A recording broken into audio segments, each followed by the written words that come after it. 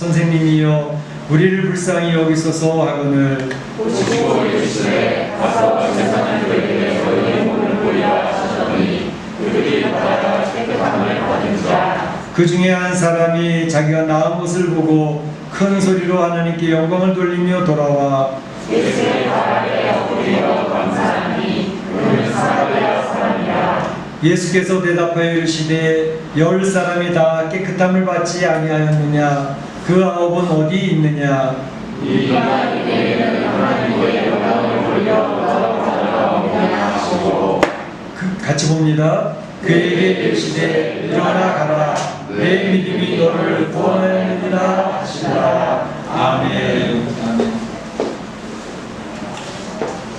네, 저희 교회는 7월 첫 주일은 맥주 감사 주일로 지킵니다. 지난 6개월간 하나님께서 우리에게 어떻게 역사하셨는가를 돌아보며 한 해의 전반기 하나님이 주신 은혜를 찾아내고 감사를 고백하는 시간으로 지키게 되는 것이죠. 그런데 여러분이 아시는 것처럼 지난 6개월간 참으로 힘들었습니다. 코로나19로 인해서 우리 사랑하는 성도들이 집에 격리되어 있어야 되고 또 장사하시는 분은 가게 문을 닫고 장사를 못하게 됐고 사업하시는 분들도 이 제대로 하지 못하는 그런 어려운 상황이 지속이 되지 않았습니까? 이러한 가운데 교회도 예배를 정상적으로 드리지 못하고 대부분의 성도들이 온라인 예배를 드려야 되고 현장 예배에 많이 나오지 못하는 이러한 상황이 지속되어졌는데 담임 목사님 이렇게 어려운 가운데에 어떻게 우리가 감사를 드릴 수가 있겠습니까? 라고 이야기할 수가 있겠습니다. 그렇지만 성도라고 하는 존재는 바로 어떠한 상황에서든지 비록 어려운 상황을 만난다 할지라도 그 속에서 감사거리를 찾아내는 사람들이 성도인 줄로 믿습니다. 믿습니다. 그러니까 지난 6개월간 비록 힘들고 어려운 시간들을 보냈지만 그 속에서 우리 성도들이 감사를 찾아냈으면 좋겠다 하는 생각을 해보게 되는 것이죠. 저희가 이제 교육 카톡방에 이렇게 큐티 내용을 올리는 그런 글들이 있는데 어떤 집사님이 그런 내용을 올렸더라고요. 아직 올리진 않았지만 지난 이제 시편을 요새 쭉 보고 있지 않습니까? 시편을 보니까 계속 감사라는 내용이 계속 나오는데 자기 삶을 쭉 돌아보니까 정말로 어려웠고 힘든 것은 맞지만 너무 감사거리들이 많이 있습니다. 그래서 감사거리를 쭉 나열을 썼더라고요. 제가 볼 때도 그런 게 힘들고 어려운 과정이었는데 어릴 때부터 또 중고등학교 시절 또 멕시코 오고 나서 힘들었던 그 과정 속에도 하나님이 함께 해주시고 하나님이 도와주시고 믿음 생활하며 하나님을 바라볼 수 있게 해주시니 너무너무 감사하다. 큐티 노트를 쓸 수 있도록 해주신 것도 감사하다. 그런 감사거리를 쭉 나열했는데 정말 가슴이 뭉클하더라고요. 정말 감사하기 힘든 그런 상황들이 있거든요. 그런데 감사를 고백하는 내용을 보면서 우리 성도들은 이렇게 어렵고 힘들어도 감사할 수가 있구나 그런 내용을 생각을 해보았습니다. 우리 교회적으로도 그렇습니다. 교회적으로도 이미 아시는 것처럼 우리 그 넓은 500명이 들어갈 수 있는 강당에서 편하게 예배를 드렸을 때가 얼마나 그립습니까? 그런데 지금 저희가 그 넓은 강당에서 예배를 못 드리고 좁은 공간에서 이렇게 드리고 대부분의 성도들이 이제 온라인을 통해서 가정에서 예배를 드려야 되는 이러한 상황들. 그러니까 목사님 저희 교회당에서 넓은 데에서 마음 놓고 주일학교 아이들은 막 뛰어놀고 말씀 공부하고 우리 성도 모여서 찬양하고 그리고 또 식사도 나누고 교제하고 이때가 얼마나 그리운지 모릅니다. 그런데 지금 이제 7월 초에 될 때까지 이렇게 예배를 정상적으로 못 드리게 되니까 너무너무 힘들어요. 너무너무 그때가 그립습니다. 이런 얘기하는 분들이 많이 계셔요. 그러니 교회적으로 보더라도 어떻게 감사할 수가 있을까 그런 생각을 해보게 되는 거죠. 그런데 바로 우리 교회가 그럼에도 불구하고 감사할 수 있는 것은 지금 미국에도 그렇거든요. 한국에도 그랬지만 대부분의 많은 교회들이 예배를 현장 예배를 못 드렸습니다. 적어도 2달 또는 석 달 이상씩 지금 LA만 하더라도 예배를 드려야 되느냐 말아야 되느냐, 좀 더 미뤄야 되느냐 말아야 되느냐, 그래서 예배를 못 드리고 있는 교회들이 엄청나게 많습니다. 그런데 다행히 감사하게도 저희 교회는 3월 29일 날 그 강당 예배를 못 드리고 이걸로 왔는데도 한 주도 빠짐없이 현장 예배를 드렸다는 사실이 얼마나 감사한지 모릅니다. 하나님의 은혜인 줄로 믿습니다. 하나님의 축복인 줄로 믿습니다. 그 현장 예배를 중단하면 다시 시작하려면 2배, 3배, 4배 힘이 듭니다. 그러나 현장 예배를 계속 드릴 수 있었다는 것이 얼마나 감사한지 모릅니다. 하나님이 지켜주시지 않으면 이게 어떻게 가능하겠습니까?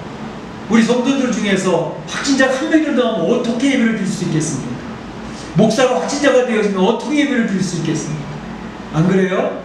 근데 하나님이 지켜주신 줄로 믿습니다. 얼마나 감사한지 몰라요. 그래서 이제까지 지켜주신 것처럼 에베네셀로 하나님, 우리 성도들 가운데는 확진자 한 명도 나오지 않도록 가정의 어린아이부터 나이 드신 분까지 지켜주세요. 저희 계속 기도하고 있습니다. 수요일날 나와서도 기도합니다. 금요일날 나와서 중보 기도합니다. 하나님께서 도와주실 줄로 믿습니다. 그러니까 이것도 감사해요. 뿐만 아니라 이제 이렇게 같이 모여서 목장 모임도 못하고 하는데 또 우리 바울 목장이 시작을 했어요. 우리 줌으로 예배 드릴 겁니다.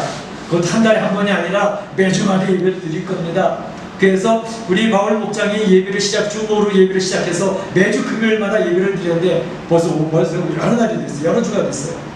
또 베드로 목장도 우리가 같이 하겠습니다. 베드로 목장도 목장 예배를 드립니다. 그래서 그 두 목장의 예배를 잘 드리는데 저는 얼마나 감격스러운지 몰라요. 얼마나 좋은지 몰라요. 그러면서 그들의 나눔 속에서 나오는 내용이 뭐냐면, 교회를 못 가니까, 그리고 전부 다 집에 다 격리되어져 있는 상황이니까 집에서 예배를 드리자.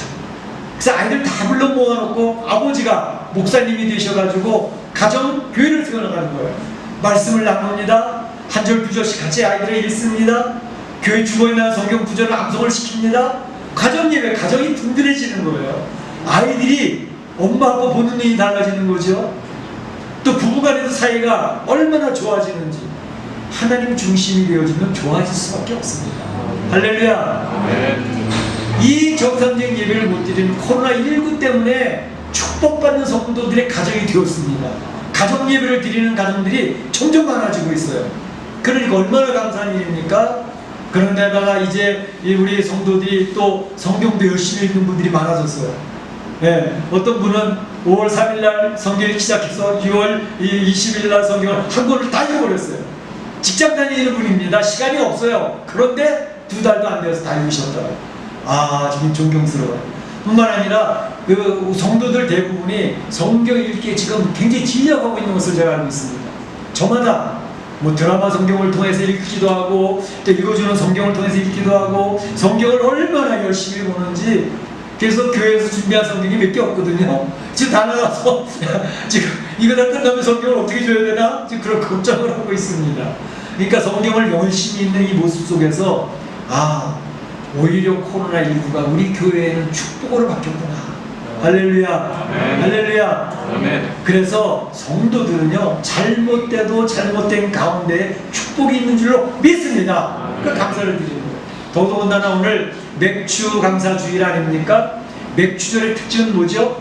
맥주절의 특징, 출애굽기상에서 얘기하는 것처럼 맥주절을 지키라. 이는 첫 열매를 거둠이니라. 맥주절의 굉장히 중요한 의미는 첫 열매를 거두는 거예요. 특별히 제가 이 6월절, 무교절과 맥주절과 수전절을 설명하면서 맥주절은 신약에 무엇과 연결되어 있다 그랬죠? 기억하시나요? 맥주절은 신약의 오순절과 연결되어져 있습니다. 77에 49, 그래서 77절이라고 부르기도 하고 77에 49일이 지난 50일째 드리는 날이 맥주절이기 때문에 오순절이 되는 것이죠. 오순절날 역사는 뭐예요? 성령 강림이잖아요. 성령 강림을 통해서 나타났던 역사, 신약의 첫 열매 교회가 생겼습니다. 예루살렘 교회가 생겼던 거죠. 그러니까 맥주절, 오순절, 첫 열매, 신약의 첫 교회, 예루살렘 교회가 탄생하게 된 거예요. 얼마나 중요한 의미가 있는 것인지 모릅니다. 그런데 감사한 것은 우리 맥주절, 오늘 맥주 감사주를 드리면서 우리 오늘 열매를 하나님께 올려드렸습니다. 할렐루야! 세 분의 성도가 세례를 받아서 하나님의 자녀가 되어져서 하나님이 지금 천국에서는 천국 잔치가 벌어졌습니다. 천국 잔치. 3명의 심령이 성도 교회 공동체 안에서 믿음을 고백하고 예수님을 주님으로 영접을 하고 하나님 자녀된 선포를 했지 않았습니까? 천국 천사가 지금 환호를 치고 있고 찬양을 부르고 있는 시간입니다. 할렐루야. 아멘. 할렐루야. 아멘. 이 열매를 받으신 하나님 오늘 얼마나 기뻐하시고 미소를 짓고 있겠습니까? 오늘 이 맥주 감사 주일은 저희 교회에는 굉장히 의미 있는 주일이 되어졌습니다. 그런데 그럼에도 불구하고 여러 가지 어려움 속에서 참 우리는 감사거리를 찾아야 되는데 오늘 이 코로나19로 인해서 6개월 동안 많이 지쳐있는 심령들, 멕시코에서 인생활하면서 막 처져있는 심령들, 이 어려움 가운데 어떻게 우리가 감사하며 살아갈 것인가, 그것을 오늘 본문을 통해서 간단하게 설명을 하려고 합니다. 오늘 본문에 보게 되면 어려운 중에 빠져있는 사람들이 소개가 되고 있습니다. 그 어려운 사람들은 도대체 누구였느냐 하는 것과, 두 번째로는 그 어려운 중인데 어떻게 감사할 수 있었을까, 감사할 수 있었던 내용, 그 다음에 세 번째로는 감사거리가 있는데 그 감사를 고백하는 사람과 감사거리가 있는데 감사를 망각해버린 사람, 그 비교가 되어져 나오고 있습니다. 간단히 설명해 드리면, 먼저 자, 어려운 중에 빠져있는 사람들은 누구라고 되어져 있습니까? 문둥이가 되어있습니다. 소개가 되어 있습니다. 예수님께서 이제 예루살렘으로 내려가시는 가운데 문둥병자가 나와서 예수님 옆에 만나는 그런 장면이 오늘 묘사가 되고 있지 않습니까? 이 문둥병자 어떠한 상태일까요? 정말로 처참하고 비참한 삶을 살고 있었습니다. 문둥병이라는 게 뭐예요? 피부병의 일종이긴 한데 몸에서 진물이 나는 거예요. 손가락에 진물이 나가지고 손가락이 뚝뚝 떨어져 나가요. 얼굴에도 진물이 나가지고 코가 사라져버려요. 얼굴이 흉측해가지고 얼굴을 이렇게 내놓고 다닐 수가 없어요. 그러니까 이런 병으로 인해가지고 얼마나 힘든지 모릅니다. 그러니까 이제 에이즈병이나 좀 비슷한 부분이 있어요. 치료법이 없어요. 치료법이 없어요.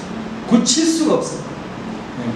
그런데다가 이제 육체적으로도 그렇고 질병적으로도 굉장히 힘들어서 사람들 앞에 감히 나올 수 없는 그런 상태이기도 하지만 종교적으로도 굉장히 정죄가 되어지는 병이 문둥병입니다. 이스라엘 백성들 가운데 문둥병이 나타나잖아요. 그러면 이 문둥병은 하나님 앞에 저주받은 병입니다. 정죄된 병입니다. 그렇기 때문에 그 공동체에서 격리가 되어져요. 성 밖으로 나가야 돼요. 실제적으로 같이 있으면 질병이 옮겨지기 때문에 같이 있을 수가 없습니다. 오늘날의 코로나 걸리면 바로 격리시키는 것처럼 문둥병이 걸리면 바로 공동체로 격리가 되어집니다. 같이 있을 수가 없어요. 그러니까 종교적으로도 저주받은 병이 되기 때문에 육체적으로도 힘이 있는데 종교적으로도 많은 사람 정죄가 되어지는 그런 모습이니까 삶이 얼마나 힘들겠습니까? 다른 사람 나설 수도 없고 떳떳하지도 않고, 그러니까 숨어 사는 그런 상태에 있는 병이니까 너무나도 힘든 거죠. 사실은 이 문둥병이 의미하는 바는 죄 가운데 빠져있는 그런 인생의 모습을 묘사하는 경우이기도 해요. 그러니까 우리는 죄 가운데 태어나가지고 인생 살아가지고 신음하며 살잖아. 죄 때문에 관계들이 깨어져가며 살잖아.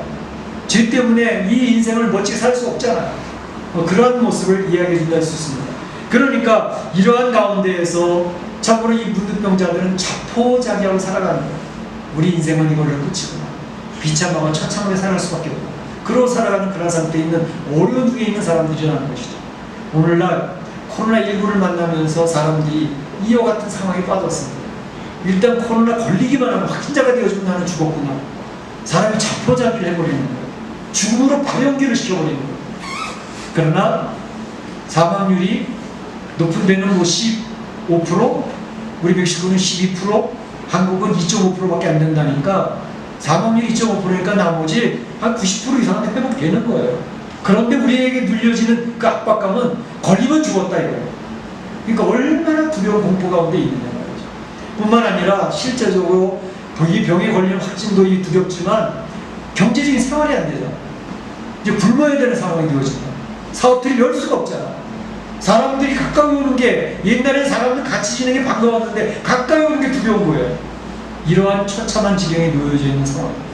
그런데 문둥병자들이 그와 같이 자포자기하고 절망스러운 인생을 살아가는 모습이 있었다 그러죠. 근데 이 사람들이 감사하는 상황을 만나게 됐어요. 어떻게 감사하게 되어졌느냐 하는 것입니다. 오늘 본문에 보게 되면 이 문둥병자 10명이 예수님을 만나게 됐습니다. 예수님이 지나가신다는 소리를 듣게 됐습니다. 그 소식을 듣고 이 사람들이 했던 모습들 어떻게 했습니까? 멀리 서서 소리를 지르며 우리를 불쌍히 여기소서 하고 예수님 앞에 소리질러 간절히 간구하는 그런 모습이 묘사가 되고 있습니다. 열 문둥병자가 어떻게 이런 일을 했을까? 이 열 문둥병자는 이미 예수님에 대한 소문을 귀동냥으로 듣고 있었던 거예요. 그 앞에서 보시는 것처럼 예수님이 옛날에 문둥병자도 고치셨대. 백부정의 하인도 고치셨대. 뭐 이런 병 저런 병 각색병을 많이 고치셨다잖아. 그러니까 그 예수님이 우리 병도 고칠 수 있을 거야 라고 하는 마음에 믿음이 생기기 시작합니다. 믿음은 들으면서 나는 거기 때문에 설교 말씀 열심히 듣고 성경 말씀 열심히 읽고 그러면 믿음이 자라나게 되어 있습니다. 안 듣잖아요. 성경 안 읽잖아요. 믿음이 자라나는 게 아니라 믿음이 처집니다. 그래서 여러분에게 성경 말씀 열심히 들으라고 하는 것이고 예배 시간마다 나와서 목사님 설교 말씀 열심히 들으라고 하는 거예요. 들으면서 자라게 돼요. 콩나물 시루가 어떻게 자라요?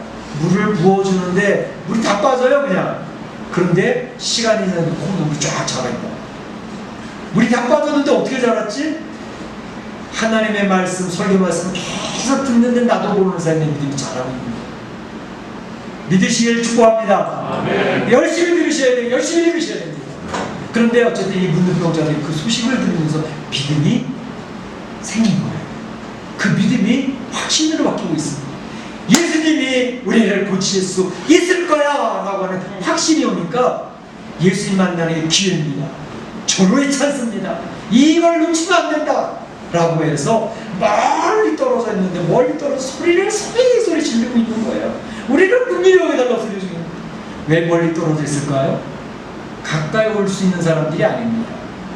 구약에서 보는 것처럼 문둥병자는 부정탄 사람들이기 때문에 정상적인 사람들 가까이 올 수가 없어요. 나는 부정하다 그러면서 그 사람이 가까이 오면 나로부터 멀리 떨어지세요 떨어져서 소리치고 다녀야 되는 사람들이에요. 그러니까 untouchable person이라고 해서 인도에 지금 카스트제도 아직 있잖아요. 접근할 수가 없는 사람이에요. 그런데 바로 이 사람이 멀리 떨어져서 예수님 군중들이 모이는 가까이 갈 수가 없어요. 근데 소리를 지르는 거예요. 우리를 저 예수님 고쳐줄 수 있을 거야. 예수님 우리 소리를 들으셔야 될 텐데 저 군중들 시끄러운 가운데서 우리 소리가 들려줘야 될 텐데 그 부르는 소리가 목이 터져서 부르지 않았겠습니까? 간절하게. 그리고 자세가 우리를 궁밀히 여기소서.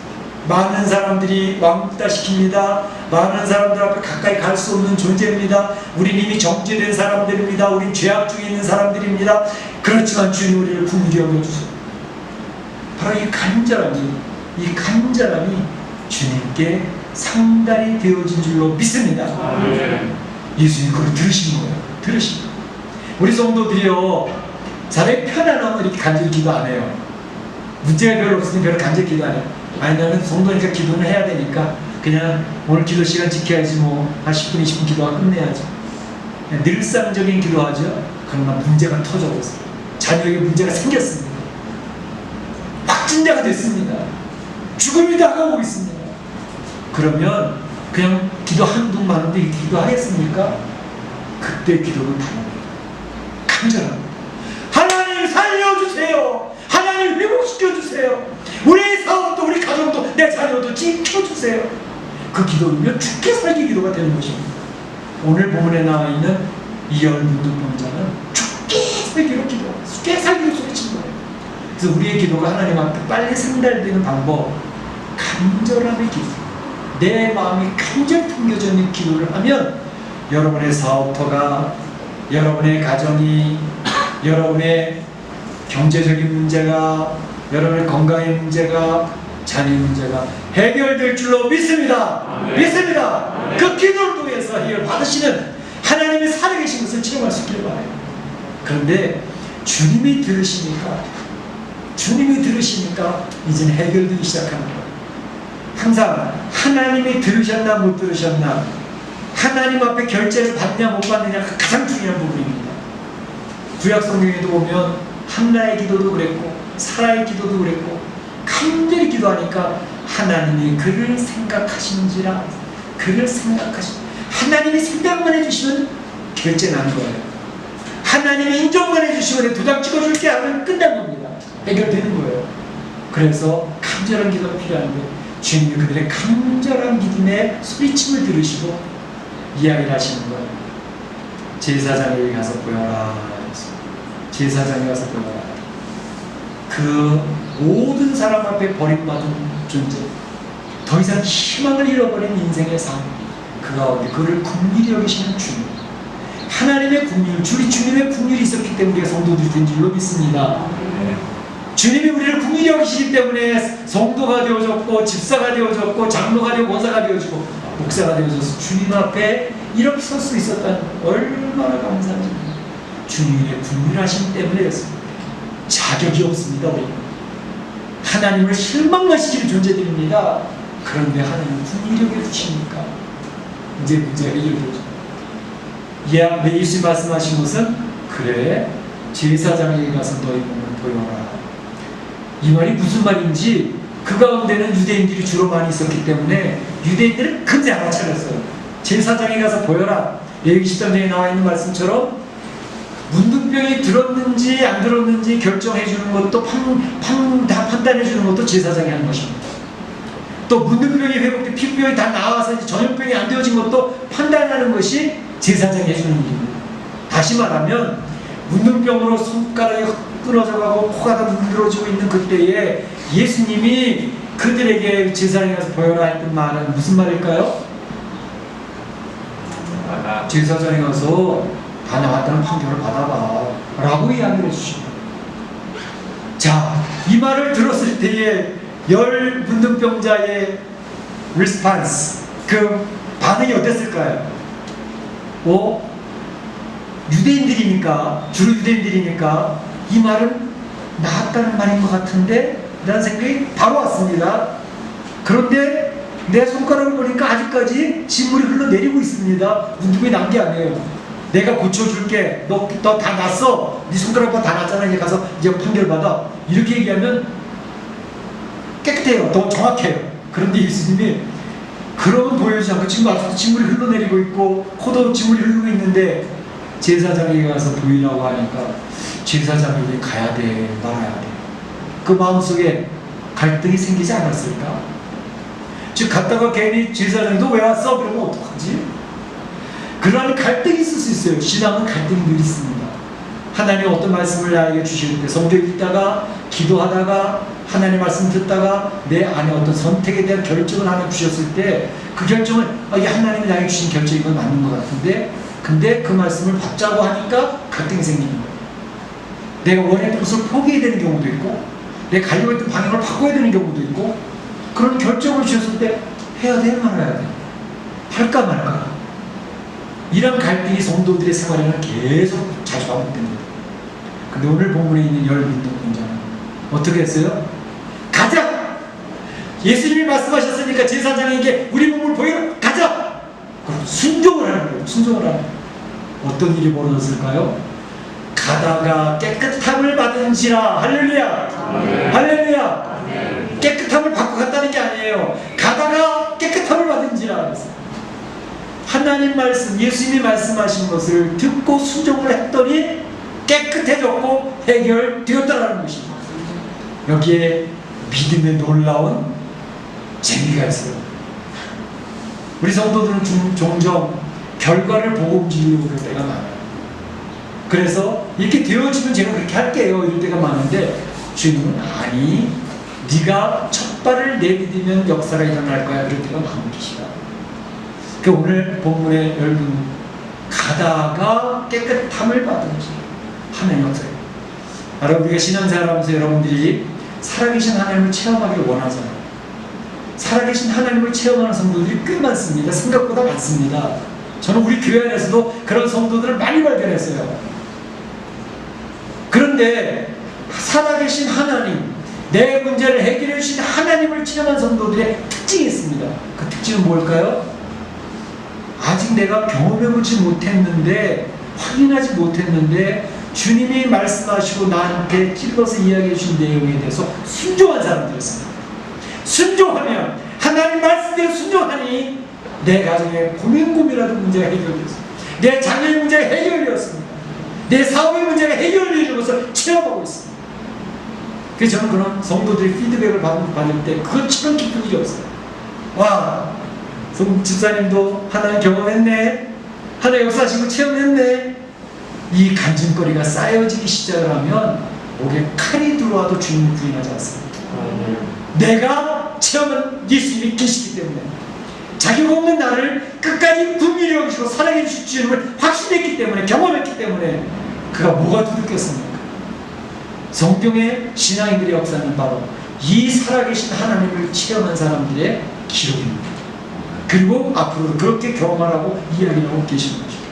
자, 그런데 순종해서 이 하나님의 역사를 체험했는데, 어떤 사람은 그 하나님의 역사를 와서 고백하는 사람이 있고 그렇지 않은 사람이 있었다고 이야기를 합니다.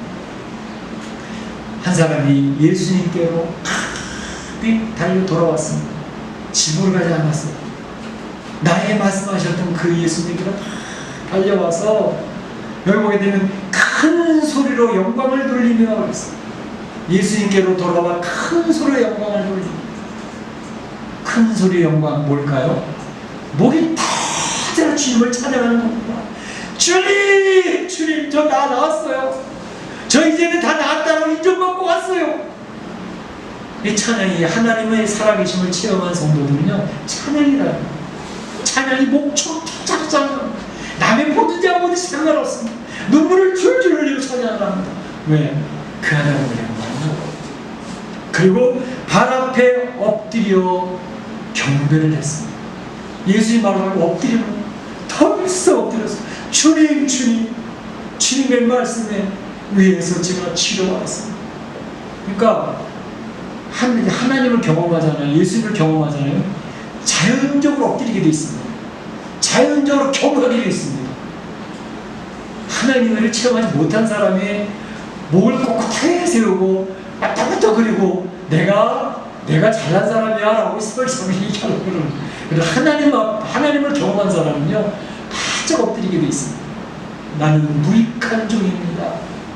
주님이 써주시면 쓰일 뿐입니다. 그러니까 겸손해지니까 점점 더 사람들이 좋아하죠. 점점 더 하나님 더 쓰시죠. 바로 그런 일이 벌어지는 것입니다. 그리고 세 번째로는, 옛날 성경에는 주님 앞에 가서 살해하니 이렇게 되어 있습니다. 우리 오늘 읽은 성경에는 하나님 앞에 감사하고 주님 앞에 감사하고 있습니다. 그러니까 비감사를 고백을 하는데, 저는 안 봐도 그 그림이 그려집니다. 이 사람이 감사하는데 얼굴에 눈물 벙벙. 지금까지 인생 삶을 살면서 많은 사람들 앞에 버려져서 왕따당하고 경제력이 없어서 비참하고 거지처럼 살아가야 돼요. 정말로 내가 보기에도 비참했던 그런 모습이 이제 정상적인 사람으로 회복되어져서 경제 생활을 할 수 있고 많은 사람들도 설 수 있는 그런 상황이 됐으니 얼마나 감사합니다. 나의 가장 고민거리 문제가 해결됐습니까? 그러니까 눈물 먹고 주님 앞에 너무 감격해서 얼굴을 들 수 없더라고요. 그런 모습입니다. 이것이 바로 하나님의 역사를 체험한 사람, 성도들이 나타나는 특징입니다. 예수님을 경험하면 이렇게 되어지는 것입니다. 그런데 오늘 그러한 모습을 보면서 예수님께서 씁쓸하게 얘기를 하시는데, 뭐라고 얘기하시냐면, 이 이방인 외에는 하나님께 영광을 돌려놓은 자가 없느냐? 10사람이 다 깨끗함 받지 않았니? 그 9은 어디 가니? 이 이방인, 사마리아 사람 한 사람, 거기 유대인들이 대부분이었거든요. 근데 유대인들 하나님의 이름을 부르고 막 그러던 사람은 다 오지도 않고 다 집으로 가버렸어요. 남게 기뻐가지고 식구들 알려주려고 빨리 갔는지도 모르죠. 이해를 해봐도. 그런데 사마리아 사람, 하나님과는 전혀 관계없고 유대인들에 의해서 계축을 받는 사마리아 사람 한 사람이 와가지고 주님 앞에 감사를, 눈물 벅벅해서 감사를 고백하는 거죠. 이 모습을 보면서 감사를 발견한 이 사람에게 더 큰 은혜가 임하게 됩니다. 더 큰 은혜, 더 큰 은혜가 뭐가 얘기하죠? 내 믿음이 너를 구원하였느니라. 내 믿음이 너를 구원하였느니라. 이제 몸의 건강을 회복한 것도 감사한데, 이제 예수님은 그렇게 와서 감사를 발견하고 감사를 고백하는 사람을 정의하기를, 너는 믿음이 있는 자구나. 너는 믿음을 증명했다. 내 믿음을 증명을 해서 나타냈다 라고 인정을 해요. 그 믿음이 증명된 거예요. 그 믿음이 증명되니까 더불어 오는 축복은 뭐냐면 내 영혼이 구원받았는 거예요. 몸만 고침받은 게 아니라 이제 영혼이 구원받았다는 주님의 놀라운 축복의 선포가 있게 되어준 것을 볼 수 있습니다. 감사라고 하는 것은 얼마나 중요한 것인지, 입술에 감사가 붙어있는 사람, 그 사람은 믿음이 있는 사람이 그렇게 할 수 있습니다. 사소한 것 조그만 거 한 가지라도 감사합니다, 감사합니다, 감사합니다. 감사를 고백하는 사람은 믿음 있는 사람. 사소한 것 하나에도 계속 감사, 말끝마다 감사하는 사람은 더 큰 감사가 자꾸 늘어나게 되어 있습니다. 그래서 축복을 받게 되어져 있는 것입니다. 그래서 우리 성도들이 자녀를 키우실 때도 웬만하면 감사하는 것을 고백할 수도 훈련시키시기 바랍니다. 부모님이 감사하다는 것을 계속하면 자녀들이 그렇게 됩니다. 그렇게 되시길 축복합니다. 그래서 데살로니가전서 5장 16절을 보게 되면 범사에 감사하라. 이는 그리스도 예수 안에서 너에게 하신 하나님의 뜻이니라. 범사에, 모든 일에, 힘들고 어려워도 감사해라. 그러면 하나님의 뜻이 이루어진다고 이야기하고 있습니다. 지금 이 시대가 감사를 찾기 힘든 시대입니다. 코로나19로 인해서 전 세계가 침체하고 있는 시기, 성도들도 더불어 우울증에 빠지고 힘든 시기에 살고 있습니다. 이 어려운 시기에 우리 사랑하는 성도들은 감사함으로 믿음을 증명해 보이시고, 그 하나님 앞에 영광을 돌리시고, 많은 사람들 앞에 위로자가 되시고 격려자가 되시는 귀한 성도들이 되시길 주님의 이름으로 축원합니다. 축복합니다. 이 시간 다 같이 기도하겠습니다. 오늘 주신 말씀 기억하고, 참 맥주 감사주의를 지나면서 감사할 것이 없는데 어떻게 감사할 것인가, 억지로라도 감사거리를 찾아 고백하고 하는 것입니다. 기도하겠습니다. 사랑의 하나님 감사합니다.